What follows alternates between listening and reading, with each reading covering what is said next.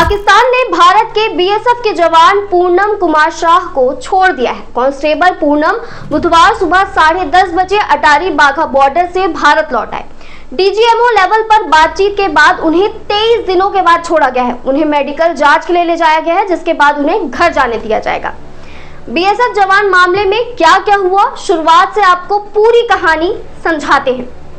23 अप्रैल की सुबह पंजाब के फिरोजपुर सेक्टर में खेतों में गेहूं की कटाई चल रही थी। सीमा के बेहद करीब स्थित इस इलाके में किसानों की सुरक्षा के लिए बीएसएफ की 24वीं बटालियन के 2 जवान तैनात थे। इन्हीं में से एक थे कांस्टेबल पूनम कुमार शाह, जो हाल ही में श्रीनगर से ट्रांसफर होकर यहां आए थे।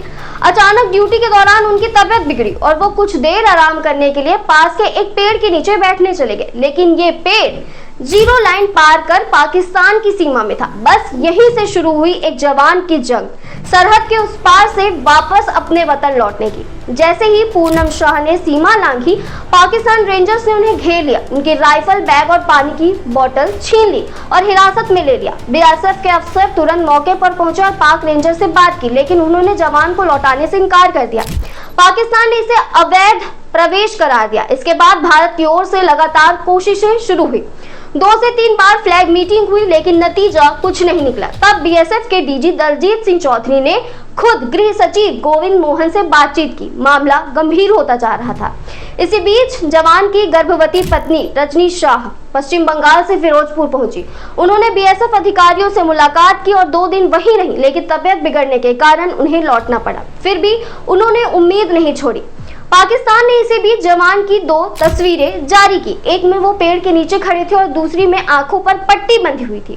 देश भर में चिंता और गुस्से का माहौल था। आखिरकार डीजीएमओ स्तर पर हुई बातचीत के बाद पाकिस्तान ने 23 दिन बाद 14 मई को जवान पूनम शाह का अटारी बाघा बॉर्डर से भारत को सौंप दिया।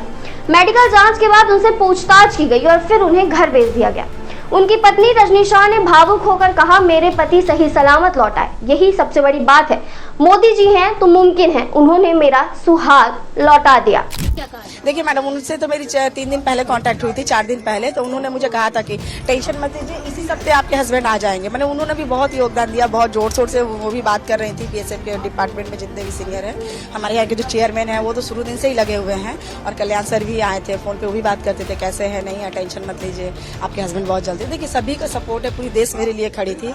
तो सबको हाथ जोड़ के थैंक यू कि आप लोगों की वजह से ही मेरे हस्बैंड इंडिया आ पाए हैं। हमारे सरकार मोदी जी है तो सब चीज पॉसिबल है। क्योंकि देखिए जो 22 तारीख को जो पहलगाम अटैक हुआ था, उन्होंने 15 से 20 दिन में जो ऑपरेशन सिंदूर करके सबके सुहाग का बदला लिया, जिसका नाम रखा गया था ऑपरेशन सिंदूर। उसके 3 से 4 दिन बाद मेरे सुहाग को उन्होंने रिटर्न लाया है। तो मैं उनको हाथ जोड़ के बहुत बहुत धन्यवाद देना चाहती हूँ। पूनम कुमार शाह की वापसी एक बड़ी कोशिश का नतीजा थी। 23 दिनों तक चली बातचीत और कड़ी मेहनत के बाद वे भारत वापस लौटे। ये घटना बताती है कि सीमा पर तैनात जवानों की सुरक्षा कितनी महत्वपूर्ण है और कैसे एक छोटी सी गलती भी बड़ी समस्या बन सकती है। उनकी वापसी भारत और पाकिस्तान के बीच एक अच्छे संदेश के रूप में सामने आई है। तो ये थी पूनम कुमार शाह, बीएसएफ के जवान की पाकिस्तान से भारत लौटने की पूरी कहानी। आज की इस वीडियो में इतना ही। यह वीडियो आपको कैसी लगी कमेंट में जरूर बताइए और ऐसे ही लेटेस्ट अपडेट्स के लिए वयम भारत को सब्सक्राइब करें।